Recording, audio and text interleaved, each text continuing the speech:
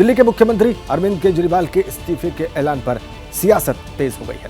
BJP सांसद रामवीर विधुड़ी ने केजरीवाल को सबसे बड़ा नौटंकीबाज बताया। उन्होंने दावा किया कि अरविंद केजरीवाल 2 दिन रोना धोना करेंगे और फिर नाटक करके इस्तीफा दे देंगे। बीजेपी के हमले के बाद आम आदमी पार्टी ने भी पलटवार किया और बीजेपी को जवाब दिया कि केजरीवाल की ईमानदारी पर जनता को भरोसा है, जबकि बीजेपी केजरीवाल पर कीचड़ उछाल रही है।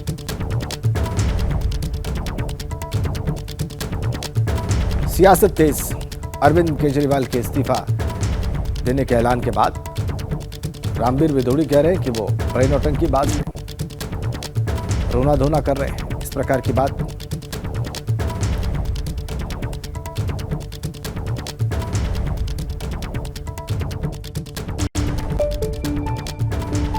दिल्ली के मुख्यमंत्री अरविंद केजरीवाल उन्होंने ये ऐलान कर दिया कि 2 दिन बाद वो इस्तीफा दे देंगे।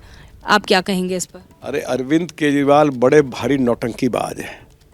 केजरीवाल जी, ये नौटंकी करना छोड़ दो। दिल्ली आपने बर्बाद करके रख दी है।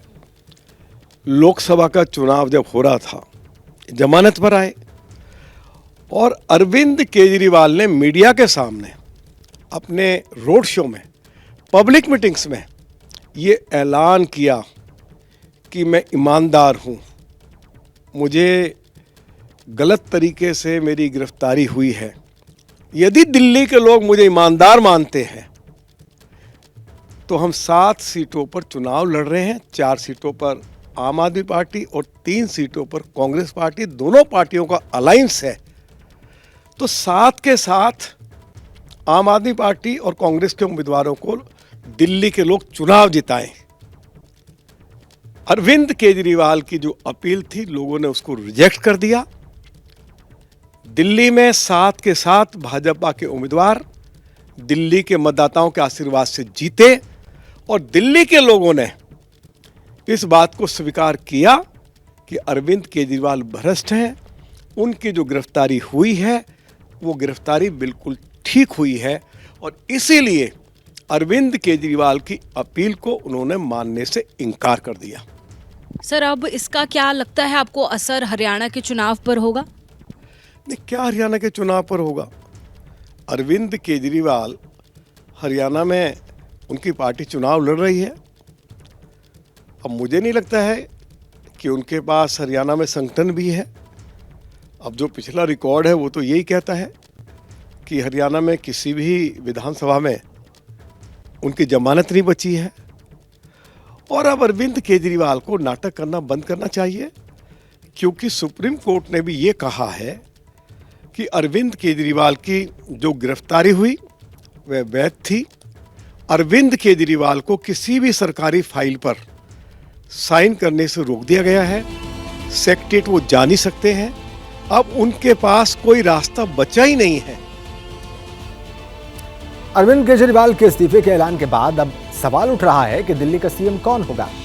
सीएम की रेस पे दिल्ली सरकार में मंत्री आतिशी और गोपाल राय का नाम चल रहा था, लेकिन अब कैलाश गहलोत का नाम भी जुड़ गया है। हालांकि केजरीवाल के इस्तीफे के ऐलान पर जुबानी जंग तेज हो चुकी है। यह बड़ी खबर दिल्ली की सियासत से जुड़ी हुई और केजरीवाल के इस्तीफे वाले ऐलान पर सियासत में घमासान छिड़ा हुआ है। दिल्ली से बिहार और जम्मू कश्मीर तक तर्कों के तीर चलाए जा रहे हैं। बीजेपी का दावा है कि केजरीवाल के इस्तीफा देने के फैसले के पीछे बेल की शर्तें हैं, जमानत की शर्तें हैं। और वहीं केजरीवाल के खिलाफ कांग्रेस ने भी मोर्चा खोला हुआ है।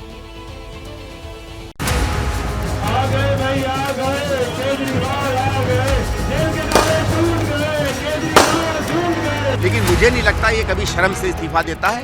ये एक और राजनीतिक नाटक करना चाहता है और चाहता होगा, उसको लगता होगा कि लोगों के बीच में इस्तीफा देके मैं एक मार्टर बनूं, हो सकता है कुछ फायदा मिले।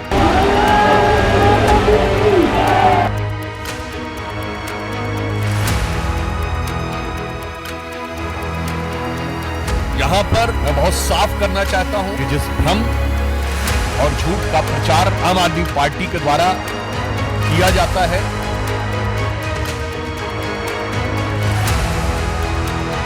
जो उस पर चार्जेस लगाए थे वो ये प्रूव नहीं कर सका, इसलिए वो पब्लिक में जाना चाहता है, क्योंकि लोग फंसता है। और ये बहुत अच्छी बात है कि वो कुर्सी का मुकामी मैं कुर्सी छोड़ दूंगा, उसको अभी बहुत वक्त है।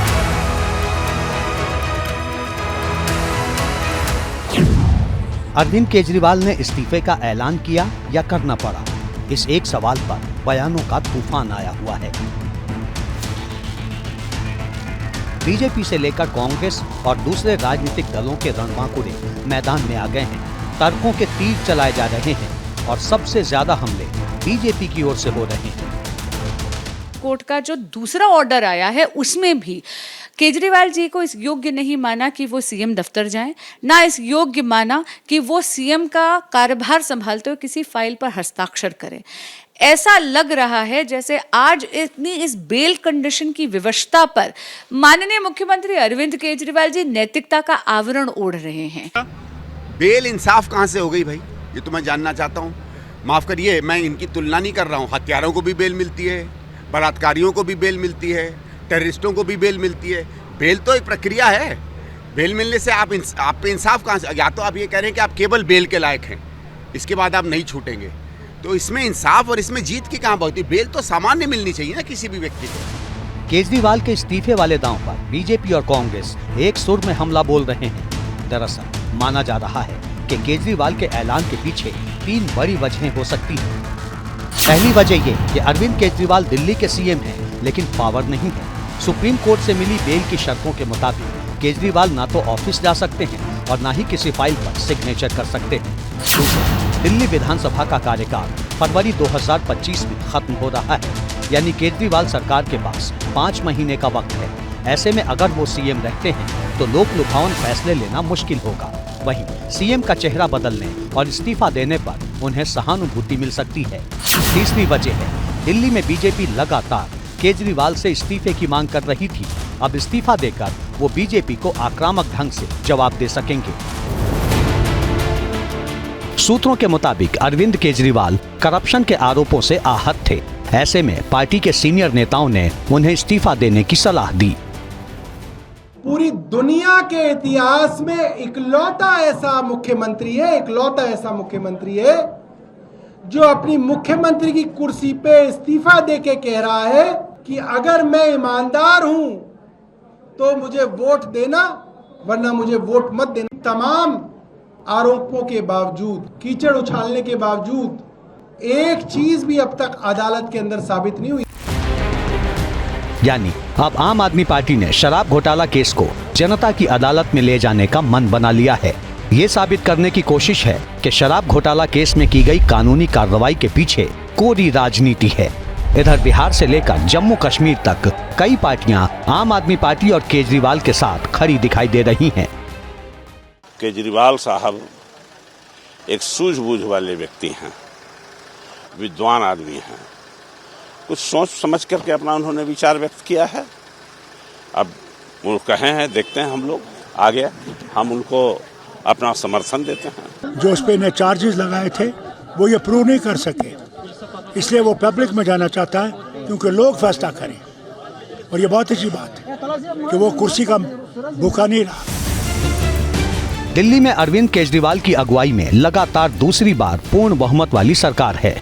2013 में आम आदमी पार्टी को 28 सीटें मिली थी, 2015 में 67, जबकि 2020 के विधानसभा चुनाव में उसे 62 सीटें मिली थीं। यानी लगातार 2 चुनाव में लैंडस्लाइड विक्ट्री। लेकिन अब आम आदमी पार्टी के सामने सियासी समीकरण अलग है। केजरीवाल की छवि पर सवाल उठ रहे हैं। 10 साल की एंटी इनकम्बेंसी वाला फैक्टर भी है। यही वजह है कि केजरीवाल के इस्तीफे को चुनावी नफा नुकसान से जोड़कर देखा जा रहा है।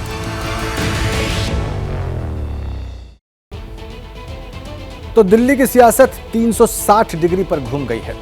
दिल्ली में शराब घोटाले को लेकर दंगल छिड़ा हुआ था और अब चर्चा है कि केजरीवाल के इस्तीफे के बाद दिल्ली का सीएम कौन होगा। चर्चा में कई नाम हैं। आतिशी, सौरभ भारद्वाज के अलावा एक और बड़ा नाम दिल्ली के गृह मंत्री कैलाश गहलोत का भी है। सवाल है, क्या अरविंद केजरीवाल लालू यादव के नक्शे कदम पर आगे बढ़ेंगे या फिर कोई दूसरा रास्ता चुनेंगे।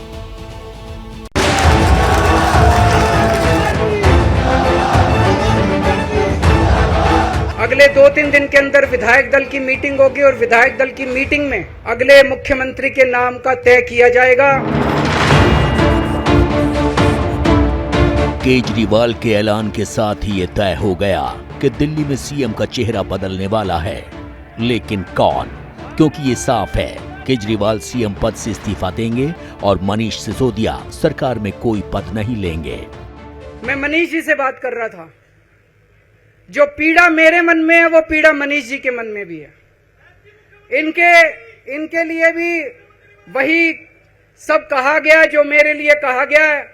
मनीष जी का भी कहना है कि ये दिल्ली के उप मुख्यमंत्री और शिक्षा मंत्री और मंत्री का पद तभी संभालेंगे जब दिल्ली की जनता कहेगी कि मनीष सिसोदिया ईमानदार है। तो मैं और मनीष सिसोदिया हम दोनों का फैसला आपके हाथ में है, जनता के हाथ में है। हम दोनों जनता की अदालत में जा रहे हैं, गली गली जाएंगे, जनता के बीच में जाएंगे और उनसे पूछेंगे, अगर जनता कहेगी ईमानदार है तो हम आके इसकी कुर्सी पे बैठेंगे। दिल्ली का अगला सीएम कौन होगा, इसे लेकर 2 दिन बाद आम आदमी पार्टी की विधायक दल की मीटिंग होने जा रही है, जिसमें किसी नाम पर मोहर लग सकती है। फिलहाल कई चेहरे चर्चा में हैं। इनमें पहला नाम दिल्ली सरकार में मंत्री आतिशी मार्लेना का है। आतिशी मार्लेना आपका बड़ा महिला चेहरा हैं। केजरीवाल कैबिनेट की एकमात्र महिला मंत्री हैं।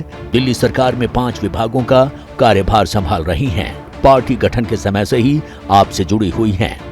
2020 में कालकाजी क्षेत्र से चुनाव जीतकर विधायक बने। लंबे वक्त पार्टी प्रवक्ता की भूमिका निभाई।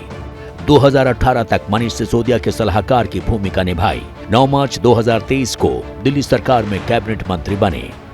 आम आदमी पार्टी के अंदर आतिशी की पकड़ बेहद मजबूत मानी जाती है। पहले मनीष सिसोदिया और फिर अरविंद केजरीवाल जेल गए तो आतिशी ने पार्टी का पक्ष मजबूती से रखने में बड़ी भूमिका निभाई। ये बहुत बड़ा सियासी सवाल है, सिर्फ दिल्ली के लिए नहीं, पूरे देश के लिए, कि दिल्ली का अगला मुख्यमंत्री कौन होगा।